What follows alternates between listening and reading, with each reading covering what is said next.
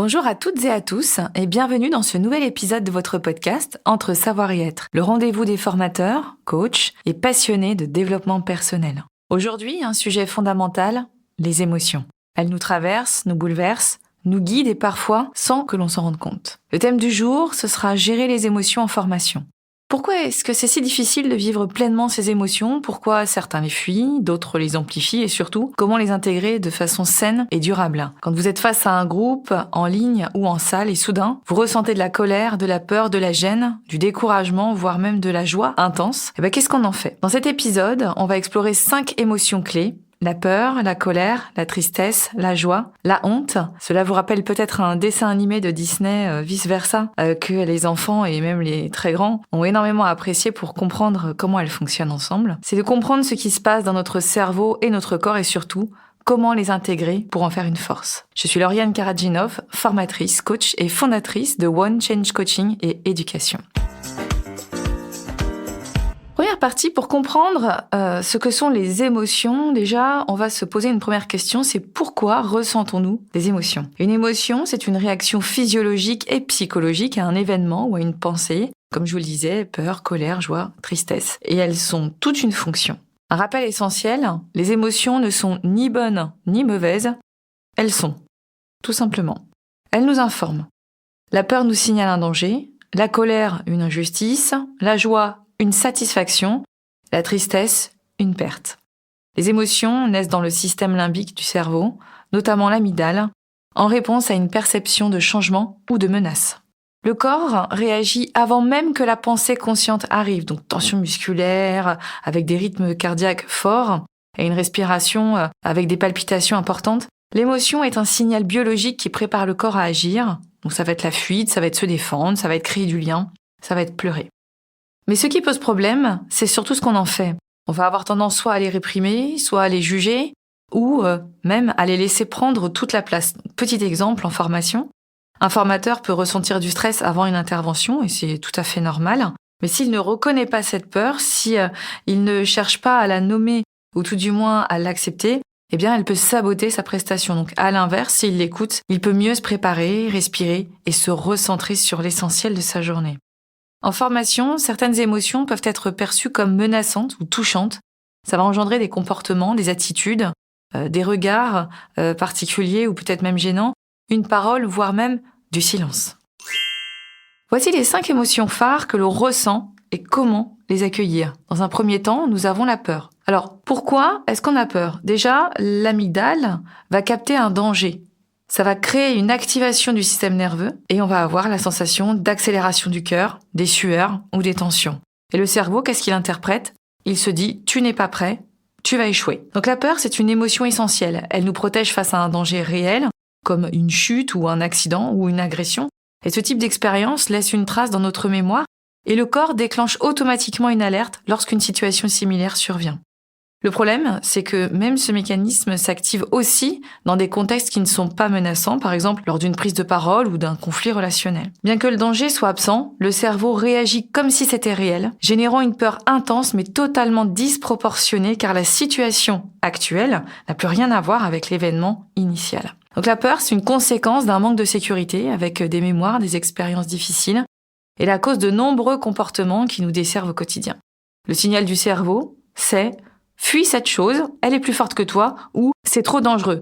La peur veut dire sauve-toi pour le cerveau. Alors, quand est-ce que la peur peut arriver? Par exemple, avant une session de formation, on a peur de ne pas être à la hauteur, de ne pas avoir tout prévu, on a peur de ne pas avoir réponse aux questions qui vont nous être posées, de ne pas avoir le niveau ou la compétence nécessaire à la journée. Ça peut être pendant la formation, face à un groupe difficile, un silence qui va être pesant, une perte de contrôle, une objection qui n'est pas préparée. Et l'après, ça va être la peur du jugement ou de l'évaluation de fin de journée. Alors, comment est-ce qu'on va vivre cette peur? Déjà, ça va être de reconnaître qu'elle prépare à l'action. Elle veut juste nous protéger. Donc la peur d'échouer pousse souvent aussi à mieux se préparer si elle est écoutée. La solution, ça va être de revenir à l'instant présent. Alors, souvent, on entend parler les coachs qui me disent « oui, l'instant présent, c'est bien gentil, mais bon, on a quand même un cerveau, quoi qu'il arrive. Donc le cerveau, il est toujours soit dans le passé, soit dans le futur, et l'instant présent, c'est quand même compliqué d'y rester. » C'est vrai. Sauf que l'instant présent est dénué de toute peur, puisque la peur, c'est souvent quelque chose qui et ne préexiste pas puisque c'est quelque chose qu'on projette dans le futur. Donc la peur n'est qu'un rappel du passé ou une projection qui n'existe plus ou qui n'existe pas encore. Donc, effectivement, le but de revenir à l'instant présent et d'être conscient de ce qui se passe là, tout de suite, maintenant, est une des meilleures solutions pour agir contre la peur. Donc, en termes de mise en action, qu'est-ce qu'on peut se dire? C'est se préparer, s'ancrer. On peut faire un rituel de recentrage avant chaque session de formation. Avoir une respiration 4-4-4, ça veut dire je respire 4 secondes, je coupe ma respiration 4 secondes et je vais expirer par la bouche 4 secondes. C'est une posture droite, évidemment, et la visualisation positive de l'instant et de ce qui va en découler. Également, quand on a peur, on peut aussi essayer de l'évaluer sur une échelle de 1 à 10, se dire qu'est-ce qui me rassurerait ici? Donc la peur survient à chaque fois que nous sortons de notre zone de confort et c'est justement en l'explorant, en expérimentant, que cette zone peut s'élargir au fil de la vie.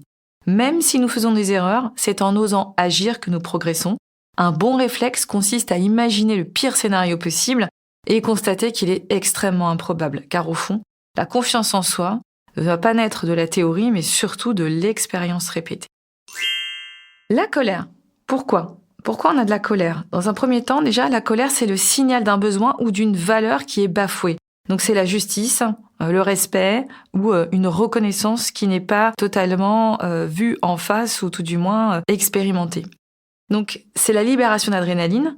L'adrénaline, c'est une énergie de défense ou d'affirmation. Et la colère, c'est la conséquence de l'état d'injustice et de trahison, donc un manque de contrôle totalement insupportable pour la personne, qui va repousser le plus possible au loin la situation qui est en train de se produire. Donc le signal du cerveau, c'est dangereux. La colère, qu'est-ce qu'elle va chercher à faire? À repousser une intrusion ou ce que l'on voit comme une intrusion. Alors, quand est-ce que ça arrive, une colère? Quand on est, par exemple, en formation, ça va être quand un participant est provocateur ou irrespectueux. Ça va être quand le groupe est passif ou semble totalement désengagé. Ou éventuellement quand l'organisation change totalement à la dernière minute et que ce n'est pas de notre fait. Comment vivre cette colère? Déjà, faut pas forcément exploser ni non plus la refouler. En fait, c'est d'abord la nommer. Nommer ce qui se passe intérieurement, là. Qu'est-ce qui se passe là tout de suite? C'est distinguer le déclencheur et la vraie cause. C'est-à-dire qu'il y a un déclencheur qui déclenche la colère, donc le comportement d'une personne autour de nous, un changement brutal de situation. Et puis, la véritable cause, effectivement, on va avoir tendance à avoir ce sentiment d'injustice, de frustration, d'intrusion. Et très souvent, la problématique n'est pas le contexte, la problématique, c'est comment on y réagit. Et comme on n'est pas tous linéaires tous les jours, on ne se lève pas tous les matins avec 400% de notre énergie et de notre joie de vivre, eh bien, en fonction de la journée, en fonction de comment elle a commencé, en fonction de tout un tas d'éléments extérieurs et intérieurs, eh bien, on va y réagir plus ou moins bien. Donc, effectivement, le signal de cerveau, c'est de se dire « attention, c'est dangereux, là, il faut se mettre en colère ». Donc, qu'est-ce qu'on va mettre en action déjà pour accueillir cette colère? C'est de la nommer, comme je vous le disais. Donc, si possible, on peut faire une pause, déjà simplement, et se dire intérieurement « je ressens de la colère car j'ai besoin de ». Il y a un besoin de quelque chose qui n'est pas assouvi. Et après, la session, c'est de noter ce qui nous a mis en colère. Et quelque part, c'est ce qui va aussi nous dire ce qu'il en est de nos limites à poser pour la prochaine fois. La tristesse. Alors la tristesse, pourquoi? Pourquoi on est triste? Alors la tristesse, c'est une émotion qui est liée à la perte. Elle va favoriser le repli, l'introspection ou la réparation. Elle est régulée par la sérotonine et l'ocytocine. Et la tristesse, c'est la conséquence de l'état de manque, donc d'abandon ou de perte. Il est fréquent de rester dans une situation difficile, simplement parce qu'elle nous est familière. Le cerveau humain répète ce qui est connu et répétitif, et même si ça nous fait souffrir, ça lui donne un sentiment de sécurité. Donc dans tout processus de changement, il y a un deuil à faire, et la tristesse, c'est une étape totalement naturelle. Selon la courbe du changement, elle survient en 4e position, après le choc, le déni, la colère et la négociation. Une fois que ces 4 étapes sont passées, eh bien, effectivement, on va passer à la tristesse. Et cette phase a donc toute sa légitimité et toute sa place. Et une fois que la tristesse est passée, on ne peut pas dire combien de temps elle va prendre parce que tout dépend de la situation, mais une fois que cette tristesse est passée, on va ensuite pouvoir passer à ce qu'on appelle l'expérimentation. Donc là, on va remonter la vague. Cependant, si la tristesse persiste trop longtemps, cela peut indiquer un blocage. Donc dans ce cas, un accompagnement peut être bénéfique pour accéder à la phase d'acceptation qui ouvre la voie à une reconstruction et à un nouvel élan. Donc le signal du cerveau en tristesse, c'est « fais ton deuil, c'est fini ». Alors quand est-ce que ça peut nous arriver la tristesse ? Par exemple une session qui va mal se passer, un échec qu'on a perçu en fin de journée ou en cours de journée, et puis un feedback difficile. Ça peut arriver que quelqu'un vous dise quelque chose que vous auriez beaucoup de difficultés à accepter et va vous rendre triste. Ça peut être aussi la fin d'un groupe avec lequel un lien s'est créé sur plusieurs sessions. Au contraire, c'est de se dire, voilà, ça y est, c'est terminé. Donc là, on a une petite phase de deuil. On se dit, voilà, on a passé des bons moments tous ensemble sur plusieurs sessions et maintenant, on va se quitter. Effectivement, ça peut être un petit peu difficile. Comment on va vivre cette tristesse ? Déjà, c'est la laisser s'exprimer. On peut s'autoriser un vrai relâchement émotionnel. C'est une phase de régulation. Donc, comme on le dit souvent, pleurer, ça nettoie, évidemment, ça fait du bien. Il ne faut pas du tout réprimer l'émotion de la tristesse parce qu'elle permet de relâcher un maximum de choses qui se trouvent à l'intérieur. Donc, la solution du lâcher, libérer, se détacher va nous laisser place à l'inconnu et au champ de tous les possibles plutôt que de s'accorder à des situations terminées qui, elles, n'ont plus lieu d'être et puis qui ne nous servent plus du tout. Donc en termes de mise en action pour la tristesse, c'est accueillir et réfléchir, se poser, c'est prendre un moment seul après sa session et se dire qu'est-ce que je perds et qu'est-ce que je retiens également. Parce qu'il y a des choses qu'on cherche toujours à retenir, ça ne veut pas dire qu'elles nous servent encore à quelque chose. Et quand on les lâche, c'est là que de nouvelles choses arrivent. Donc avant d'ouvrir des portes, on doit apprendre et accepter d'en fermer certaines. Autorisez-vous à ressentir, à vous reposer et surtout à vous confier à un père. Et surtout, retenez tout le positif de cette expérience qui agrandira votre zone de confort et vous rendra davantage ouvert à d'autres expériences. La honte. Alors la honte, qu'est-ce que c'est ? Pourquoi on a honte ? La honte, c'est une émotion sociale. Elle est liée à la peur du rejet. Elle nous crée une activation du cortex préfrontal et l'inhibition. Donc le cerveau nous dit « tu n'es pas digne du groupe », tu n'es pas digne d'être écouté, vu, digne d'exister, même des fois, c'est très très difficile, on appelle ça même du harcèlement moral. Et la honte est une conséquence de toute expérience ne répondant pas aux codes sociaux ou à l'éducation qui a été donnée. Elle va toucher les valeurs morales, et les valeurs morales, c'est notre squelette psychique, parce que les valeurs, c'est ce qui nous permet de nous tenir debout chaque matin. Tout ce qu'on fait, si on le fait avec nos valeurs, on le fera facilement. Si on le fait sans nos valeurs, ça sera beaucoup plus difficile. Donc le signal du cerveau dans la honte, c'est « je suis indigne de l'amour des autres, je suis incapable de ». Donc la honte égale peur du jugement des autres. Je vais vous donner quelques exemples de valeurs qui sont touchées, qui vont engendrer la honte. Ça va être l'authenticité, avoir le sentiment de se sentir faux ou de jouer un rôle. Devant les autres, ça va être la compétence, se sentir incompétent, se sentir échoué en public, pas être à la hauteur. Ça peut être le respect de soi également. Donc, manque de dignité, avoir été humilié, ridiculisé devant les autres. La reconnaissance, l'estime sociale, effectivement, c'est se sentir invisible, ignoré. La valeur de la fiabilité, de la responsabilité, c'est quoi ? C'est ne pas avoir tenu un engagement ou se sentir totalement irresponsable. Et c'est l'appartenance et l'acceptation, par exemple aussi, en termes de valeur, c'est de se sentir rejeté, mis à l'écart ou être totalement différent des autres. Donc, effectivement, la peur, on va la vivre quand on va rater une séquence de formation, quand on oublie une consigne, qu'on perd ses mots. Également, ça peut arriver quand on n'est pas au niveau des apprenants, on a le sentiment qu'ils sont meilleurs que nous, ou qu'on ne maîtrise pas notre sujet. C'est quand on chute devant tout le monde. C'est également quand un participant vous reprend, se moque ou critique votre formation en fin de journée pendant le feedback. Puis également, c'est se comparer à d'autres formateurs. Donc, comment on vit cette émotion de honte ? C'est déjà reconnaître qu'elle est humaine et qu'elle est temporaire. Elle survient quand on tient à bien faire, à être aimé ou à être reconnu. Donc, la solution, c'est de travailler sur l'estime de soi, sur ses valeurs et de se mettre en action rapidement pour éduquer notre ego. Une remarque, elle est rarement personnelle, elle appartient à la personne qui l'exprime, donc on va l'accueillir. Et puis la personne, elle a le droit à sa perception, et puis nous, à la nôtre. Et puis elle est rarement unanime face à toute une audience. Donc la mise en action, qu'est-ce que c'est ? C'est d'humaniser un petit peu cette émotion et d'imaginer un autre formateur dans la même situation. Qu'est-ce que tu lui dirais, déjà ?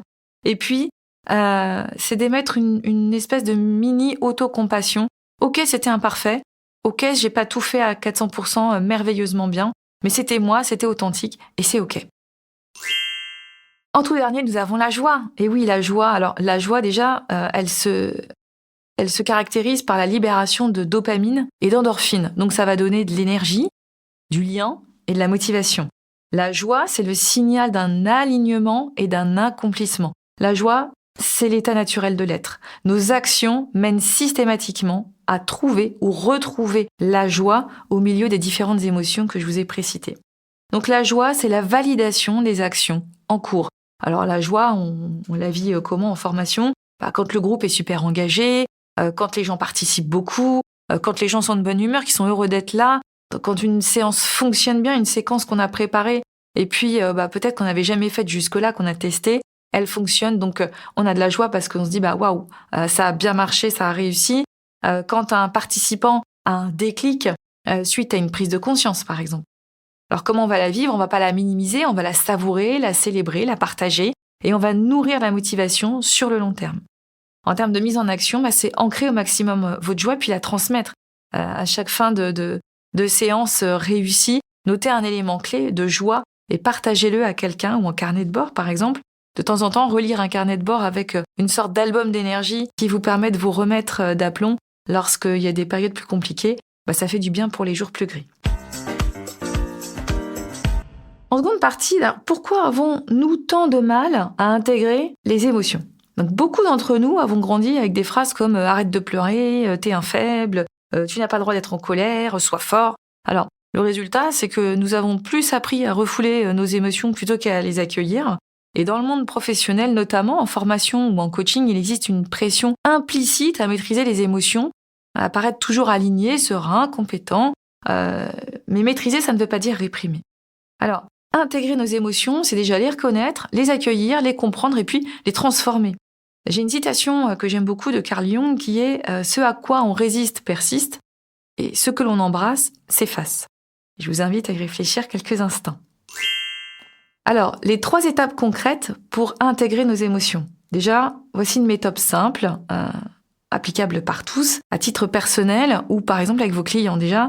C'est d'identifier. Prenez un moment pour nommer votre émotion, pas juste « je me sens mal » ou « je suis triste », mais plutôt ce serait d'utiliser des termes pour dire « voilà, j'ai besoin de quoi ? Quel est mon besoin là tout de suite maintenant ? Comment je vais me sortir de cette émotion ?»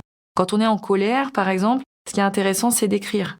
Quand on est triste, ce qui est plutôt intéressant, c'est d'éviter de se juger, c'est de respirer, et puis d'accueillir cette tristesse, elle a le droit d'être là, et elle partira comme elle est venue. Donc, c'est plutôt de se dire, oui, j'ai perdu ça, mais qu'est-ce que j'ai récupéré à la place ? Qu'est-ce que j'ai appris de nouveau, par exemple ? C'est de l'accueillir, de la ressentir, sans juger. Cette émotion doit être là, elle me parle. Donc fermez les yeux, mettez la main sur votre cœur ou sur votre ventre, respirez un bon coup et laissez venir l'émotion sans vouloir la bloquer. Elle repartira comme elle est venue. C'est explorer le message également. Demandez-vous, qu'est-ce qu'elle peut me dire cette émotion ? Ou qu'est-ce que mon être me montre là tout de suite ? Qu'est-ce qui est important pour moi ici ? Quel est mon besoin non comblé ? Est-ce qu'il y a une limite qui a été dépassée ou franchie ? Une limite que je n'ai pas posée ? Ou je suis responsable aussi quelque part de ce qui m'arrive ? Donc, nos émotions nous appartiennent. Elles se déclenchent en fonction de certains types de situations. Notre voisin d'à côté, peut-être que lui, ça lui ferait rien du tout dans la même situation parce qu'il n'a pas le même vécu, la même histoire. Donc, attention à ne pas accuser les autres de nos émotions, parce que nos émotions, on se les déclenche tout seul. Et on est responsable de ce qu'on en fait. Donc, à nous de savoir où sont les limites qu'on n'a pas posées, et peut-être savoir aussi à l'intérieur qu'est-ce qui n'est pas travaillé ou guéri, qu'on a peut-être trop enfoui trop longtemps, qui fait que malheureusement, à chaque fois qu'on appuie sur la plaie, malheureusement, elle est toujours ouverte, et elle fait toujours aussi mal. C'est à nous de la soigner. Alors, les émotions... elles sont aussi en lien dans notre vie personnelle, mais elles sont aussi en lien dans notre vie professionnelle. Donc, en tant que coach ou formateur, vos émotions sont aussi vos outils. Elles vous informent sur ce qui résonne en vous chez l'autre, ce qui peut être activé chez un participant, et également les dynamiques d'un groupe. Donc, intégrer ces émotions, c'est aussi savoir les utiliser au service de la relation sans en être esclave. Un petit exercice en session. Demandez à vos apprenants de noter leur météo émotionnelle en début de journée. Moi, ça, je le fais souvent. Je le fais aussi avec du photolangage. Ça crée du lien et apprend à chacun à se connecter à son ressenti. En cours de journée et lors du feedback, prenez la température pour connaître l'évolution de leurs émotions par rapport au matin. Et ça humanisera la session et renforcera les liens entre les apprenants et vous. C'est la fin de cet épisode. Retenez que les émotions ne sont pas des obstacles à notre performance, mais des alliés puissantes si on sait les écouter. Donc posez-vous cette question dans les jours à venir. Qu'est-ce que je ressens vraiment ? Et puis, qu'est-ce que je peux faire avec cette émotion finalement?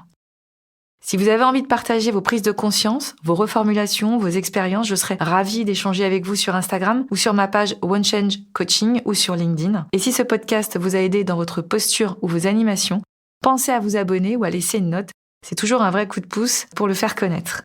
On se retrouve très bientôt pour un nouvel épisode dédié à la méthode DISC, une révolution dans l'art de communiquer, que vous soyez formateur, coach, recruteur ou commercial, ou tout simplement en chemin vers vous-même. Et pour clore cet épisode, que j'ai pris un immense plaisir à vous préparer, voici un petit cadeau. Chaque émotion est une porte, ne la claquez pas, il n'y a personne, mais ouvrez-la et laissez-vous grandir.